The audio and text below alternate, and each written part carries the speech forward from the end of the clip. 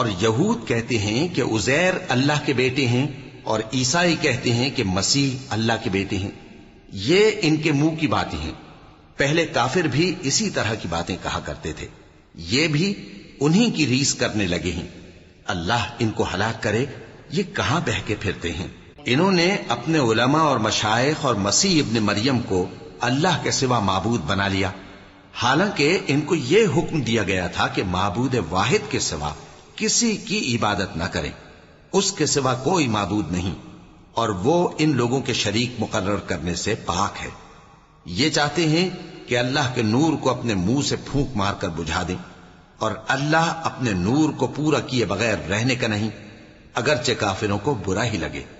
وہی تو ہے جس نے اپنے پیغمبر کو ہدایت اور دین حق دے کر بھیجا تاکہ اس دین کو دنیا کے تمام دینوں پر غالب کرے، اگرچہ کافر ناخوش ہی ہوں۔ مومنوں، اہل کتاب کے بہت سے عالم اور مشائخ لوگوں کا مال ناحق کھاتے اور ان کو اللہ کی راہ سے روکتے ہیں، اور جو لوگ سونا اور چاندی جمع کرتے ہیں اور اس کو اللہ کے راستے میں خرچ نہیں کرتے، ان کو اس دن کے عذاب علیم کی خبر سنا دو، جس دن وہ مال دوزخ کی آگ میں خوب گرم کیا جائے گا، پھر اس سے ان بخیلوں کی پیشانیاں اور پہلو اور پیٹھیں داغی جائیں گی، اور کہا جائے گا کہ یہ وہی ہے جو تم نے اپنے لیے جمع کیا تھا، سو جو تم جمع کرتے تھے اب اس کا مزہ چکھو۔ اللہ کے نزدیک مہینے گنتی میں 12 ہیں، اس روز سے کہ اس نے آسمان اور زمین کو پیدا کیا۔ اللہ کی کتاب میں سال کے 12 مہینے لکھے ہوئے ہیں، ان میں سے 4 مہینے ادب کے ہیں، یہی دین کا سیدھا رستہ ہے۔ تو ان مہینوں میں قتال ناحق سے اپنے آپ پر ظلم نہ کرنا، اور تم سب کے سب مشرکوں سے لڑو جیسے وہ سب کے سب تم سے لڑتے ہیں، اور جان رکھو کہ اللہ پرہیزگاروں کے ساتھ ہے۔ ادب کے کسی مہینے کو ہٹا کر آگے پیچھے کر دینا کفر میں بڑھ جانا ہے، اس سے کافر گمراہی میں پڑے رہتے ہیں۔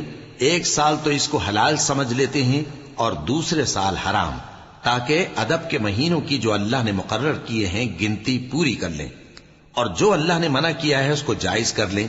ان کے برے اعمال ان کو بھلے دکھائی دیتے ہیں، اور اللہ کافر لوگوں کو ہدایت نہیں دیا کرتا۔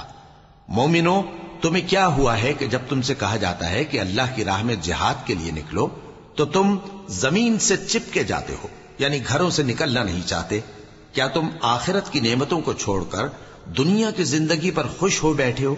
سو دنیا کی زندگی کے فائدے تو آخرت کے مقابل بہت ہی کم ہے۔ اگر تم نہ نکلو گے تو اللہ تم کو بڑی تکلیف کا عذاب دے گا، اور تمہاری جگہ اور لوگ پیدا کر دے گا، اور تم اس کو کچھ نقصان نہ پہنچا سکو گے، اور اللہ ہر چیز پر قدرت رکھتا ہے۔ اگر تم پیغمبر کی مدد نہ کرو گے تو اللہ ان کا مددگار ہے۔ وہ وقت تم کو یاد ہوگا جب ان کو کافروں نے گھر سے نکال دیا۔ اس وقت 2 ہی شخص تھے، جن میں ایک ابو بکر رضی اللہ تعالی عنہ تھے، دوسرے ہمارے پیغمبر صلی اللہ علیہ وآلہ وسلم۔ جب وہ دونوں غار ثور میں تھے، اس وقت پیغمبر اپنے رفیق کو تسلی دیتے تھے کہ غم نہ کرو، اللہ ہمارے ساتھ ہے۔ تو اللہ نے ان پر تسکین نازل فرمائی اور ان کو ایسے لشکروں سے مدد دی جو تم کو نظر نہیں آتے تھے، اور کافروں کی بات کو پست کر دیا۔ اور بات تو اللہ ہی کی بلند ہے، اور اللہ زبردست ہے، حکمت والا ہے۔